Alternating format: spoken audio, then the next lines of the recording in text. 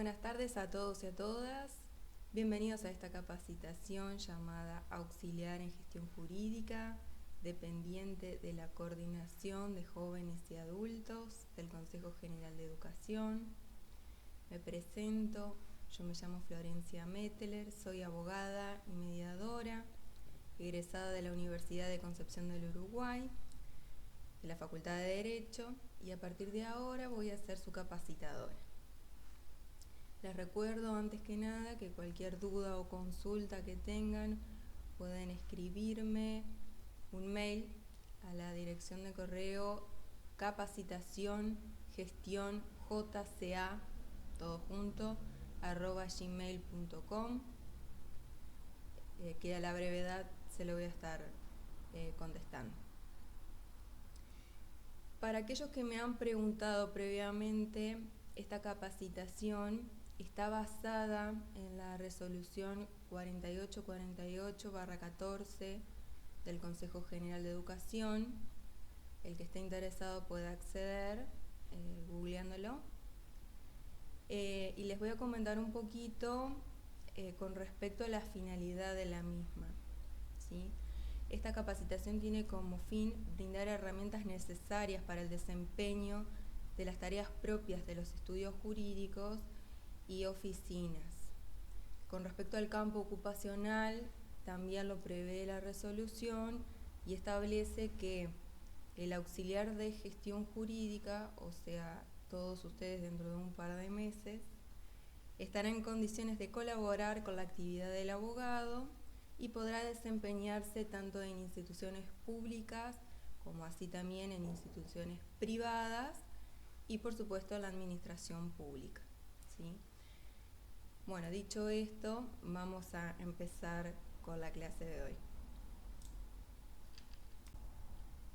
Bien, al iniciar esta capacitación jurídica, ¿qué es lo primero que debemos, o por dónde, mejor dicho, deberíamos empezar?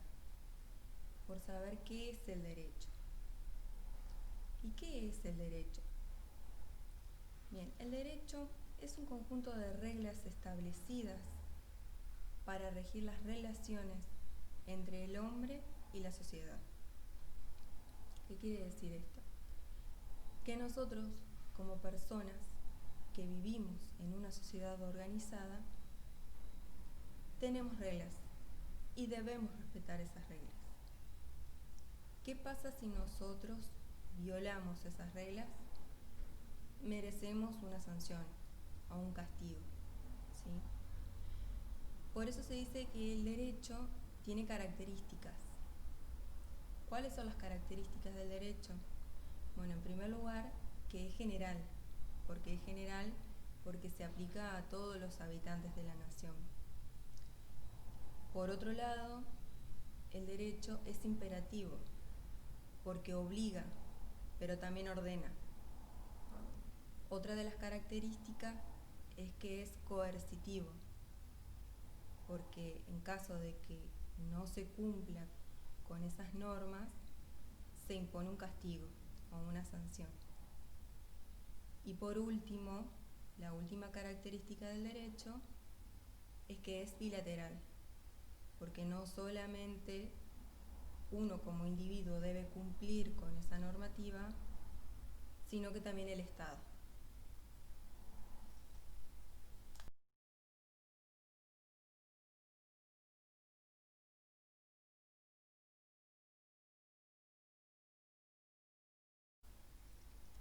El derecho tiene dos ramas fundamentales: derecho público y derecho privado. En el derecho público abarca todas las ramas en las cuales uno de los sujetos es el Estado, que actúa como poder público. Ejemplos de derecho público tenemos el derecho constitucional, el derecho administrativo, el derecho penal, el derecho internacional público, por ejemplo. Y por otro lado tenemos el derecho privado. El derecho privado abarca aquellas ramas del derecho en las cuales regula las relaciones de los particulares entre sí. Son ejemplos de derecho privado, el derecho civil, el derecho comercial, el derecho agrario, el derecho internacional privado, por ejemplo.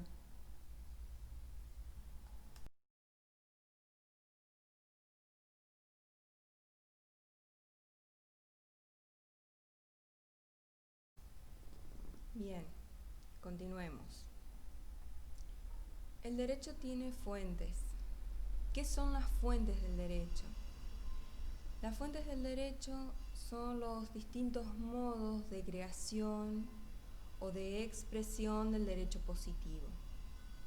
Las fuentes se clasifican en fuentes formales y fuentes materiales. Las fuentes formales son las normas de aplicación obligatoria para el intérprete.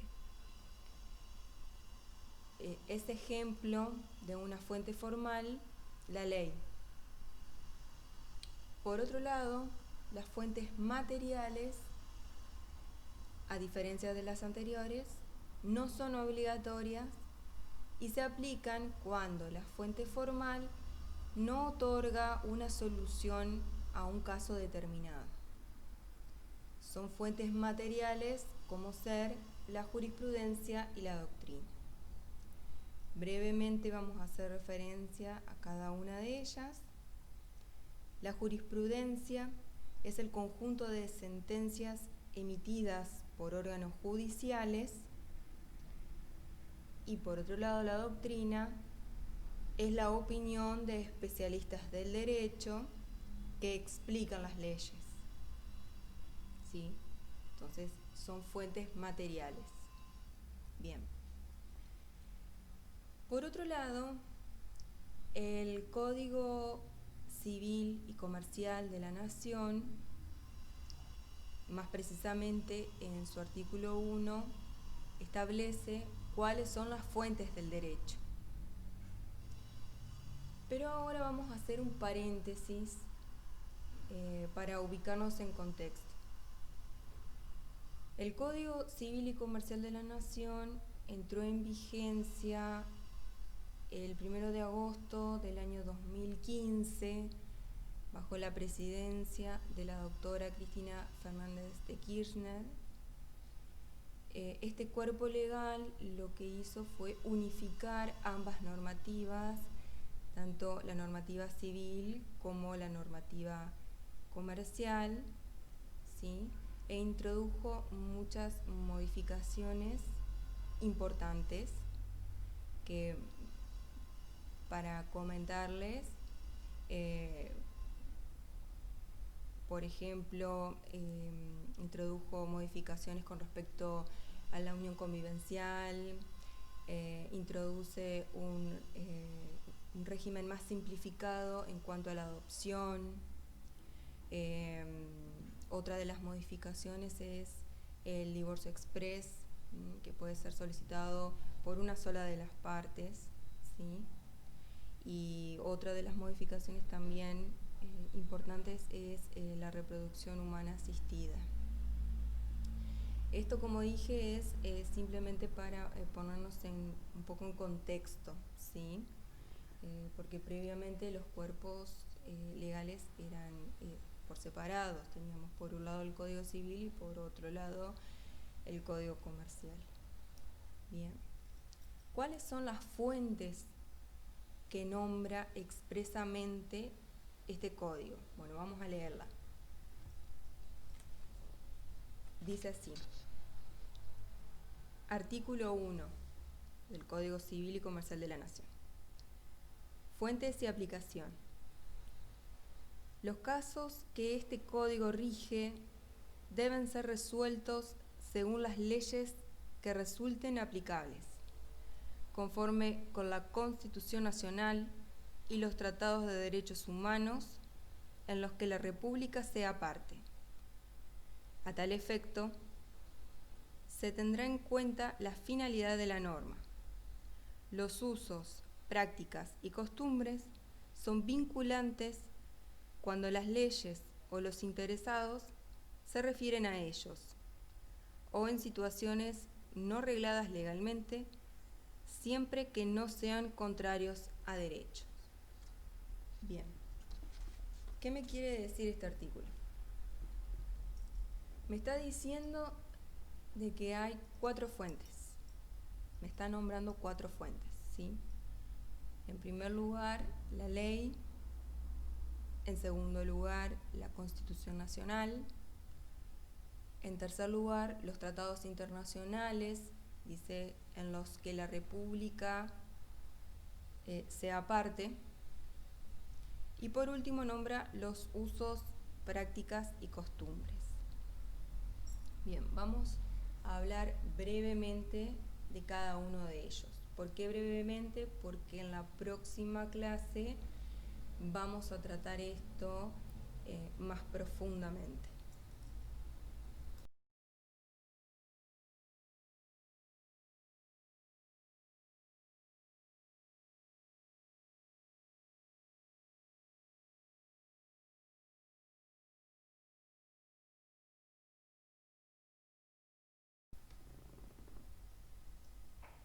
En primer lugar, tenemos la ley. La ley es la principal fuente del derecho. La ley tiene caracteres. En primer lugar, uno de los caracteres de la ley es que es obligatoria. ¿Y qué quiere decir esto? Que existe la obligación de obedecer lo que manda la ley. Caso contrario, se aplica un castigo o una sanción, ¿sí? Por otro lado, la ley es general. ¿Qué quiere decir esto? Que alcanza a todos los habitantes de la nación. La ley también es permanente, porque se mantiene vigente en el tiempo hasta que sea derogada por otra ley. La ley también es creada por el Estado, es decir, es dictada por una autoridad competente. Bien, vamos a ver un caso, un ejemplo hipotético como para que ustedes vean cómo se dan los caracteres en una ley. Por ejemplo, una norma que diga no matarás, ¿sí? Bien. Esta ley, no matarás, ¿es obligatoria? Sí, es obligatoria, porque si yo no obedezco a esa ley y mañana salgo de mi casa y mato a una persona X, por supuesto me van a poner una sanción. Voy a merecer un castigo. ¿Y cuál sería esa sanción? La pena de prisión. Entonces es obligatoria. Es general, sí, es general, porque se va a aplicar a todos los habitantes de la nación sin discriminación. La ley es igual para todos. Y también eso está estipulado en el artículo 16 de la Constitución Nacional. ¿Es permanente? Por supuesto que es permanente, porque va a tener vigencia esa ley mientras no sea derogada por otra. ¿Es creada por el Estado? Sí. Esa ley es creada por el Estado. En este caso, ¿por quién? Por el Poder Legislativo, que es el que emite esa norma. ¿Se entiende? Es decir, lo que intento es que con un caso, con un ejemplo, mejor dicho, sencillo, ustedes puedan ver cómo se aplican esos caracteres a una ley. Otra fuente que nombra el artículo 1 del Código Civil y Comercial de la Nación es la Constitución Nacional. La Constitución Nacional es la ley fundamental del Estado. ¿Cuál es la importancia de la Constitución? La importancia de la Constitución es porque en ella se establece cómo va a estar organizado un Estado. ¿sí? Todas las normas, ya sea por ejemplo una constitución provincial, una ley provincial, un decreto del Poder Ejecutivo o un decreto del Poder Provincial o Municipal, todas las normas no deben ser contrarias a la Constitución, es decir, deben de respetar la Constitución Nacional. ¿Qué pasa si una norma contradice la Constitución? Por ejemplo, una ley provincial X contradice con lo que dispone la Constitución Nacional. Esa norma puede ser declarada como inconstitucional. ¿Y cómo se declara esa ley provincial inconstitucional? Bueno, se la declara así a través de lo que se llama el sistema de control de constitucionalidad que está a cargo del Poder Judicial de la Nación. Bien. Igualmente es un tema muy profundo, así que lo vamos a ver la clase siguiente. Vamos a tratar la Constitución de una manera más profunda. Otra de las fuentes que nombraba el Código son los tratados internacionales. Los tratados internacionales son ley suprema de la nación, están estipulados en el artículo 31 de la Constitución Nacional. También, por otro lado, el artículo 75, inciso 22 de la Constitución Nacional establece los tratados internacionales que tienen jerarquía constitucional, porque nosotros tenemos dos clases de tratados internacionales: los que tienen jerarquía constitucional y los que no poseen jerarquía constitucional. Vale aclarar que aquellos tratados con jerarquía constitucional están en igualdad junto con la Constitución. Más adelante vamos a tratar el tema y vamos a ver que en nuestro país hay un orden de prelación de normas,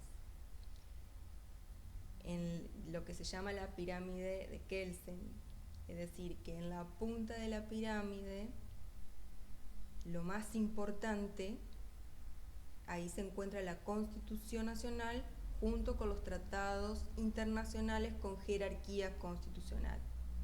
Por debajo de ello, en un segundo orden, vendrían los tratados internacionales sin jerarquía constitucional.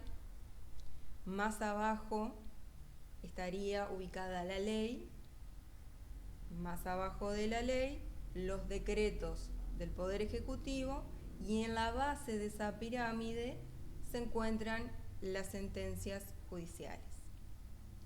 Pero repito, ese tema lo vamos a ver más adelante.